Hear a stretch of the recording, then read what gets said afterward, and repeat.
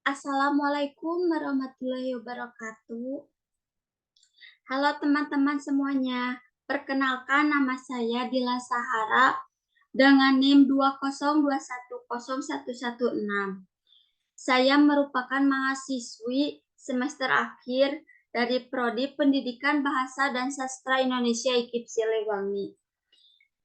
Kali ini saya akan mempresentasikan tugas saya, yaitu membuat media pembelajaran dari mata kuliah Wordscope media pembelajaran pada media Canva yang saya buat. Saya ingin memulai presentasi ini dengan membahas topik, yaitu teks laporan hasil observasi atau teks LHO. Nah, sebelum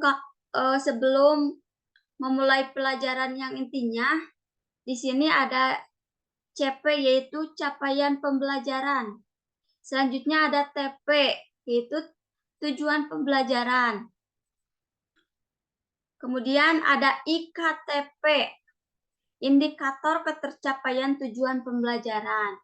Nah, yang intinya itu materi pembelajaran pada teks laporan hasil observasi. Selanjutnya ada kuis dan LKPD, yaitu lembar kerja peserta didik. Apa sih CP itu? CP pada fase D, peserta didik mampu mengevaluasi informasi melalui penilaian ketepatan gagasan, pikiran, arahan, pandangan, atau pesan dari teks laporan hasil observasi, dari teks tulis, visual, dan audiovisual dengan membandingkan informasi tersebut dengan pengalaman dan pengetahuannya. Nah, di sini ada menu, yaitu kembali lagi ke awal. Apa sih TP atau tujuan pembelajaran?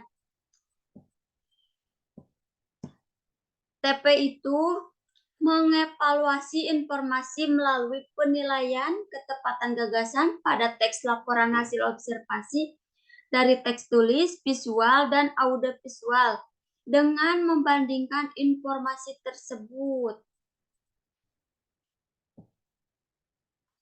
Selanjutnya itu IKTP atau indikator ketercapaian tujuan pembelajaran.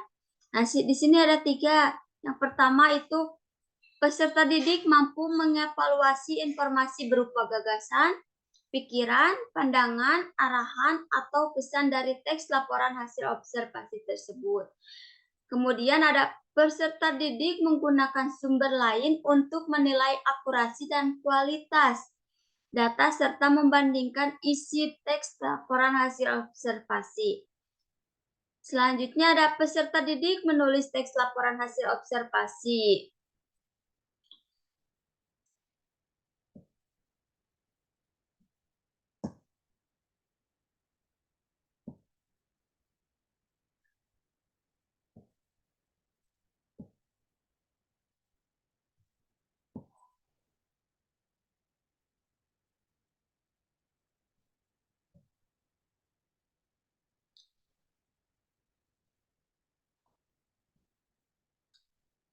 Nah, di sini ada materi pembelajaran, yaitu materi inti dari teks laporan hasil observasi.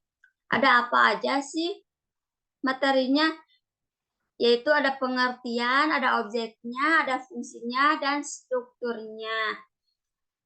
Apa sih pengertian dari teks laporan hasil observasi?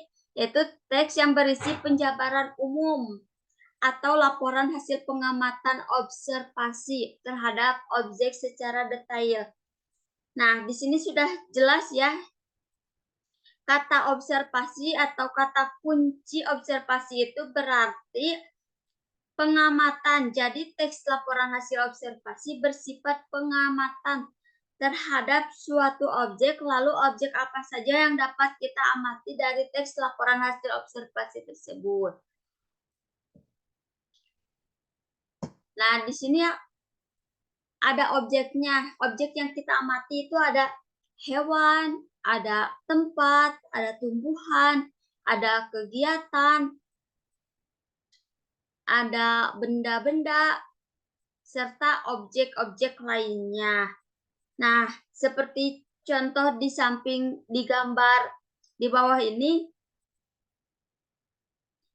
seperti bunga mawar, ada tempat sampah, organik dan non-organik, ada benda jam, ada kopi, dan ada wayang.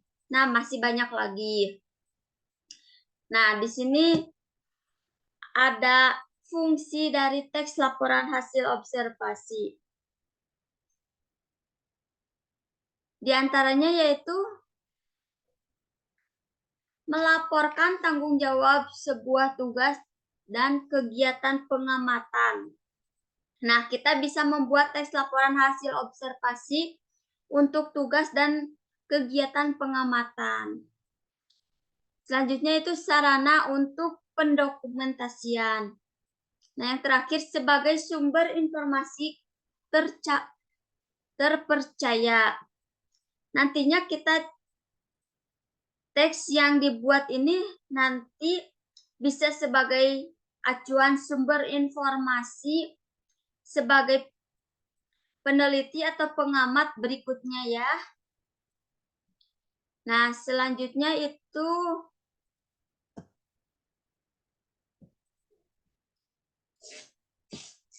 ada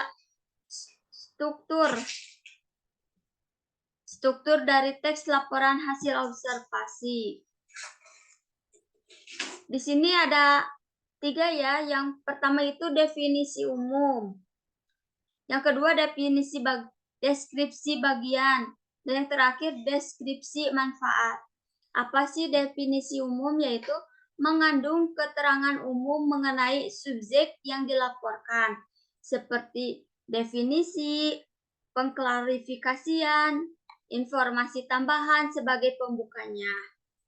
Selanjutnya ada deskripsi bagian, yaitu mengandung rincian hal-hal yang dilaporkan. Yang terakhir itu deskripsi manfaat, yaitu menjelaskan manfaat objek yang kita amati. Nah, selanjutnya itu contoh dari definisi umum. Mawar adalah salah satu tanaman hias yang bisa kita rawat oleh orang-orang yang merupakan sebab dari genus rosa. Tanaman mawar ini tinggi 2-5 meter dan ada lebih dari 100 spesies. Batang mawar berduri tajam, licin, dan halus seperti bentuk daun yang menyirip dengan panjang sekitar 5-15 cm. Terdapat berbagai macam bunga mawar seperti warna merah muda, merah, kuning, putih, biru, bahkan ada yang hitam. Di bagian mahkota bunga terdapat 4-5 helai daun mahkota. Nah, ini itu contoh dari definisi umum. Atau yang pertama. Selanjutnya itu ada deskripsi bagian. Nah, ini contoh dari deskripsi bagian ya. Nah, selanjutnya ada deskripsi manfaat. Manfaatnya nah ini contoh dari manfaatnya bunga mawar. Nah, dikarenakan warna dan bentuknya yang sangat indah, bunga mawar biasanya dijadikan sebagai tanaman hias. Tetapi di balik keindahannya, bunga mawar mempunyai banyak manfaat. Di antaranya sebagai antibakteri, antiviral, antidepresan, anti peradangan, dan sumber vitamin C. Selain itu, banyak produk kecantikan seperti parfum, sabun, pelembab, dan sebagainya yang menggunakan bunga mawar sebagai bahan pembuatannya. Mawar juga bisa dimanfaatkan untuk membuat teh, jelly, dan selai. Nah, ini dari materi pembelajaran teks laporan hasil observasi. Nah, selanjutnya itu ada kuis. Halo semuanya, ayo kita belajar bersama ya. Nah, kita ada next. Nah, contohnya yang pertama itu bagian paragraf yang berisi ciri dan bentuk mengenai suatu yang dibahas dalam teks laporan hasil observasi tersebut adalah, nah di sini ada pernyataan umum, deskripsi bagian, deskripsi manfaat, deskripsi khusus. Nah, contohnya itu misalkan kita yang ini aja, deskripsi manfaat. Apa jawabannya?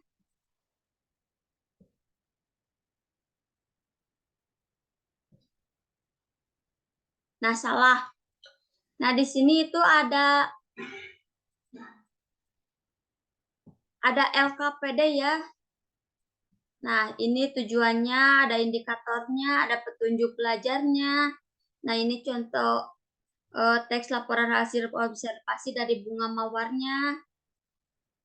Nah, selanjutnya itu ada pertanyaannya dari LKPD tersebut. Ada 3 pertanyaan. Yang pertama itu telaah struktur teks laporan hasil observasi tersebut.